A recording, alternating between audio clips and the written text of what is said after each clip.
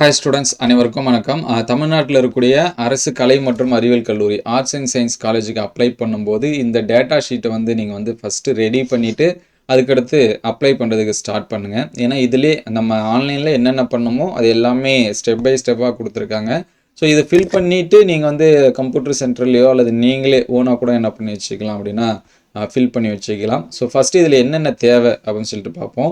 இதில் கிட்டத்தட்ட ஒரு 12 ஸ்டெப்பு நம்ம கம்ப்ளீட் பண்ணுற மாதிரி இருக்கும். ஃபஸ்ட்டு ஸ்டெப்பு பார்த்தீங்கன்னா ரிஜிஸ்ட்ரேஷன். சரிங்களா, நம்மளுடைய இன்ஃபர்மேஷன் கொடுக்குற மாதிரி இருக்கும். அதுக்கு நம்மளுடைய name, mobile number. So name பார்த்தீங்கன்னா 10th மார்க் ஷீட்டில் இருக்கிற மாதிரி கொடுங்க. மொபைல் நம்பர் யூஸ் பண்ணக்கூடிய மொபைல் நம்பர் கொடுத்துருங்க. அதேமாதிரி இமெயிலும் நம்ம எது யூஸ் பண்ணுறோமோ அது கொடுங்க. பாஸ்வேர்டு மறந்து போச்சு அந்த மெயில் கொடுக்குறேன் அப்படின்லாம் சொல்லிட்டு கொடுக்காதீங்க. சரிங்களா, கரெக்டாக இருக்கக்கூடிய மெயில் ஐடி கொடுங்க. அதுமாதிரி date of birth 10th mark ஷீட்டில் நமக்கு இருக்கும். அதே போல் 11th சரிங்களா, நம்ம பாஸ் பண்ணியிருப்போம். பாஸ் பண்ணால் தான் அப்ளை பண்ண முடியும். அதனால் எஸ்ஸு இந்த இடத்துல எஸ்ஸு கொடுத்துருங்க. அதுக்கடுத்து குவாலிஃபிகேஷன் எக்ஸாமினேஷன் நீங்கள் 12th பாஸ் பண்ணியிருக்கீங்க அது போட்டுங்க. அங்கே ஆன்லைனில் அப்ளிகேஷன் ஃபார்ம் வந்தபோது ஹச்எஸ்சி அப்படின்னு சொல்லிட்டு வரும். அதேமாரி பாஸ்வேர்டு உங்களுக்கு ஞாபகம் வச்சுக்கிற மாதிரி பாஸ்வேர்டு எழுதி வச்சுங்க. சரிங்களா, இங்கேயே பாஸ்வேர்டு எழுதி வச்சுங்க. ஏன்னா மறந்துடுவீங்க. சரிங்களா, அதனால் பாஸ்வேர்டு இது எல்லாமே நோட் பண்ணி வச்சுங்க. அதுக்கடுத்து 2வது ஸ்டெப்பில் பார்த்தீங்க அப்படின்னா நம்மளுடைய அப்பா பேர் கொடுக்கணும். அதுக்கடுத்து அம்மா பேர் கொடுக்கணும். அப்பா அம்மா இல்லை பார்த்துக்கிறாங்க அப்படின்னா அது யார் அப்படிங்கிற அவங்களுடைய நேமு ப்ளஸ் ஃபோன் நம்பர். சரிங்களா, இங்கே பேரண்ட்டோட ஃபோன் நம்பர் கொடுத்து வச்சுங்க. அதுக்கடுத்து ஜெண்டர் நீங்கள் மேலா ஃபீமேலா அப்படிங்கிறத என்ன பண்ணுறங்க எழுதுருங்க. சிவிக் நேச்சர், அதாவது நீங்கள் சொந்த மாவட்டத்தோட குடிமை நிலை, நீங்கள் வில்லேஜில் இருக்கீங்களா அல்லது சிட்டி சைடு இருக்கீங்களா, அதிலே வரும் ரூரல் அர்பன் இந்த மாதிரி வரும். ஸோ அதுக்கேற்ற மாதிரி கொடுத்துங்க. கம்யூனிகேஷன் அட்ரஸ், ஸோ உங்களுடைய அட்ரஸை இந்த இடத்துல டீட்டெயில்டாக எழுதிருங்க. சரிங்களா, பர்மனெண்ட் அட்ரஸ் எல்லாமே சேமாக தான் வரும்னு நினைக்கிறேன். அதனால் அட்ரஸை இந்த 2 காலத்துலேயும் கரெக்டாக எழுதிருங்க. மொபைல் நம்பர் ஆல்டர்னேட், ஏற்கனவே மேலே ஒரு மொபைல் நம்பர் கொடுத்துருப்பீங்க, இங்கே ஆல்டர்னேட் மொபைல் நம்பர் கொடுத்துருங்க. அதுமாரி ஸ்டேட்டு, டிஸ்ட்ரிக்கு, தாலுக்கு எந்த தாலுக்கோ அது போட்டுருங்க. பின்கோடு ரொம்ப முக்கியம். ஸோ கரெக்டான பின்கோடு போட்டுருங்க. நீங்கள் எந்த டிஸ்ட்ரிக்கு, சொந்த மாவட்டம் எது அப்படிங்கிறத நோட் பண்ணிங்க. லாங்குவேஜ் சரிங்களா, தாய்மொழி என்ன அப்படிங்கிறத போடுங்க, தமிழா என்ன அப்படிங்கிறது. அதேமாதிரி நேஷ்னாலிட்டி, ஸோ இந்தியன் அப்படிங்கிறத என்ன பண்ணுறங்க கொடுத்துருங்க. ரிலீஜியன் நீங்கள் எந்த மதமோ அந்த மதத்தை எழுதுருங்க. சரிங்களா, ஹிந்துவா முஸ்லீமா கிறிஸ்டினா அப்படிங்கிறத எழுதுருங்க. அதுக்கடுத்து கம்யூனிட்டி. சரிங்களா, என்ன கம்யூனிட்டி அப்படிங்கிறத இங்கே எழுதுருங்க. கம்யூனிட்டியோட சப்காஸ்ட் இங்கே எழுதணும். சரிங்களா, பிசி, எஸ்சி, எம்பிசி இந்த மாதிரி போட்டிங்க அப்படின்னா அதுக்கான சப்காஸ்ட் இங்கே எழுதுகிற மாதிரி இருக்கும். அதுக்கடுத்து ஆதார் நம்பர் ஆப்ஷனல் தான். மேபி நீங்கள் எழுதி வச்சுங்க. ஆதார் நம்பர் ஆப்ஷனல் தான், அது கட்டாயம் கொடுக்கணும்னு அவசியம் இல்லை, இருந்தாலும் எழுதி வச்சுங்க. அதுக்கடுத்து 3வது ஸ்டெப்பு பார்த்திங்க அப்படின்னா ஸ்பெஷல் ரிசர்வேஷன் கேட்கும். நீங்கள் இது எஸ்ஸு கொடுத்தா தான் இந்த டீட்டெயில்ஸ் கொடுக்குற மாதிரி இருக்கும். ஒருவேளை நோ கொடுத்துட்டீங்க அப்படின்னா இது தேவையில்லை. ஸோ எஸ்ஸு கொடுக்கணும் அப்படின்னா நீங்கள் ஸ்போர்ட்ஸ் பர்சனாக இருக்கீங்க அப்படின்னா கொடுத்துக்கலாம். அதேமாதிரி எக்ஸ் சர்வீஸ் மேன் அப்படின்னா அதை கொடுத்துக்கலாம்.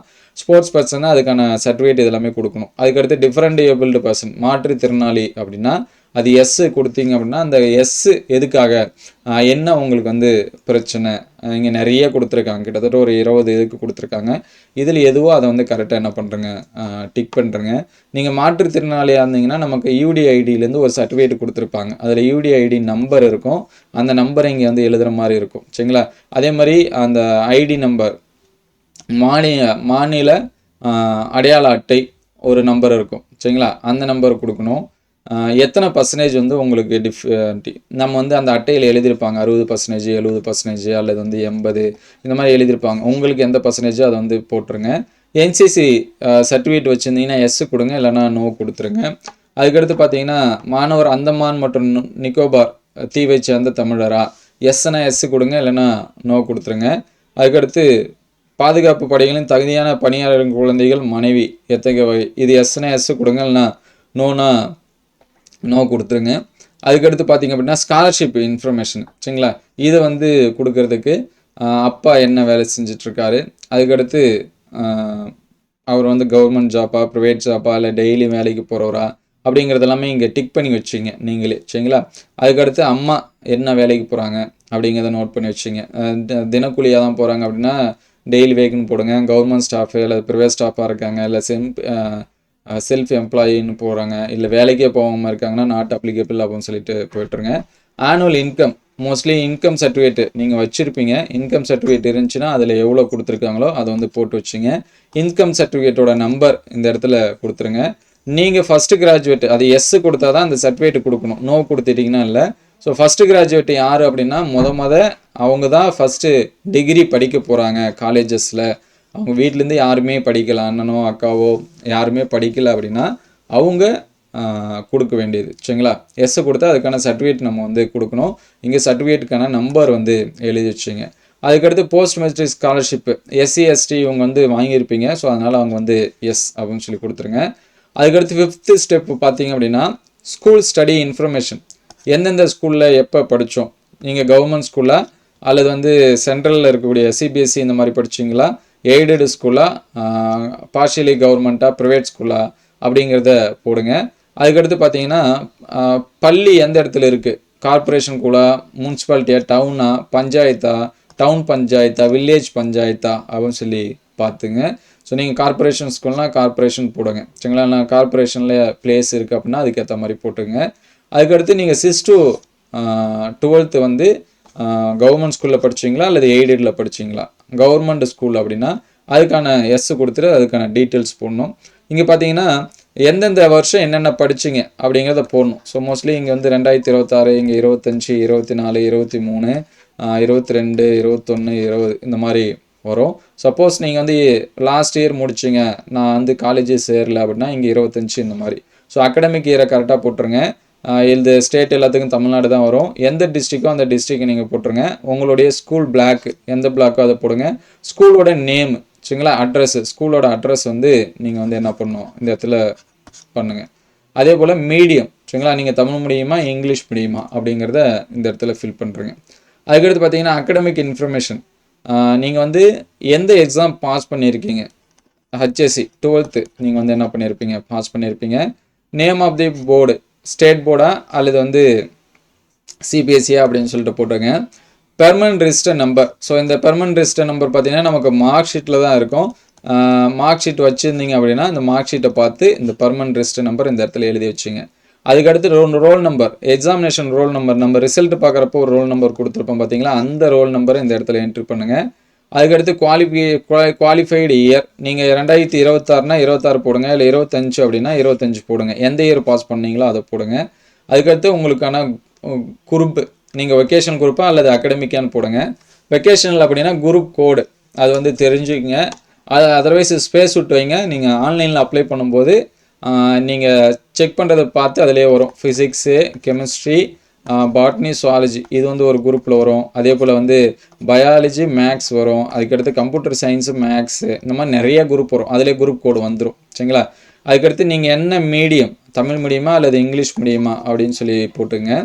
அதுக்கடுத்து நீங்கள் மேக்ஸிமம் மார்க்கு 600 தான் எல்லாத்துக்கும் வரும். நீங்கள் எவ்வளோ மார்க்ஸ், 600க்கு எவ்வளோ எடுத்தீங்களோ அந்த மார்க்ஸ் வந்து இதில் போடுங்க. எம்இஸ் நம்பர் வந்து ஒரு 10 டிஜிட்டில் நமக்கு ஸ்கூலில் கொடுத்துருப்பாங்க, அந்த நம்பர் வந்து போடுங்க. சப்போஸ் எம்இஸ் ஐடி எல்லாத்துக்குமே கன்ஃபார்மாக உண்டு, இல்லைன்னா அதுக்கான காரணத்தை எழுதணும். அதுக்கடுத்து நீங்கள் சப்ஜெக்ட் வைஸாக என்னென்ன மார்க்ஸ் எடுத்தீங்க, Tamil, English, maths, physics, chemistry, biology. So நீங்கள் பியூ சயின்ஸாக இருந்தீங்கன்னா பாட்னி, சுவாலஜி அல்லது மற்ற காமர்ஸ், அக்கௌண்டன்சினா அதுக்கான இதை வந்து ஃபில் பண்ணி வச்சுங்க. Register number, permanent register number இதில், சரிங்களா, அல்லது ரோல் நம்பர் வந்து கேட்குறாங்க. எந்த இயர், எல்லாத்துக்கும் மார்ச் தான் வரும். சரிங்களா? இயர் ஆஃப் ஆண்டு 2026. மேக்ஸிமம் மார்க்கு 100னா 100 போட்டுருங்க.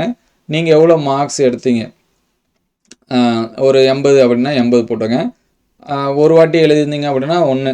சப்போஸ் நான் வந்து இங்கிலீஷில் வந்து ஃபெயில் ஆகிட்டு 2வது வாட்டி எழுதுனேன், பாஸ் பண்ண அப்படின்னா 2. இந்த மாதிரி என்ன பண்ணுங்க போடுங்க.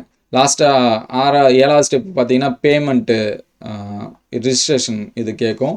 ஸோ இதில் பார்த்தீங்க அப்படின்னா நீங்கள் எதை வச்சு பேமெண்ட் பண்ணுறீங்க அப்படிங்கிற டீட்டெயில்ஸ் வந்து இங்கே கொடுக்குற மாதிரி இருக்கும். மோஸ்ட்லி நம்ம வந்து ஆன்லைனில் தான் கொடுப்போம். ஸோ இந்த டேட்டா ஷீட்டை வந்து டவுன்லோட் பண்ணி வச்சுக்கிட்டு இதை கரெக்டாக ஃபில் பண்ணிங்க அப்படின்னா உங்களுக்கு ஈஸியாக முடிஞ்சிடும். ஸோ இதை வச்சே நம்ம வந்து என்ன பண்ணிக்கலாம் அப்படின்னா அக்ரிக்கு பண்ணுறோம்னாலும் பண்ணிக்கலாம். அதுக்கடுத்து பார்த்தீங்கன்னா இன்ஜினியரிங் அப்ளிகேஷனுக்கும் இதே மாதிரி தான் டேட்டா ஷீட் வந்து கேட்கும். சரிங்களா? அது வந்து பண்ணிக்கலாம். ஸோ அப்ளை பண்ணுறதுல எதனாச்சும் டவுட் இருந்துச்சுன்னா கமெண்ட் பண்ணுங்கள். இந்த டேட்டா ஷீட்டோட லிங்க் நான் டிஸ்கிரிப்ஷனில் தரேன், நீங்கள் டவுன்லோட் பண்ணிக்கலாம். Thank you all.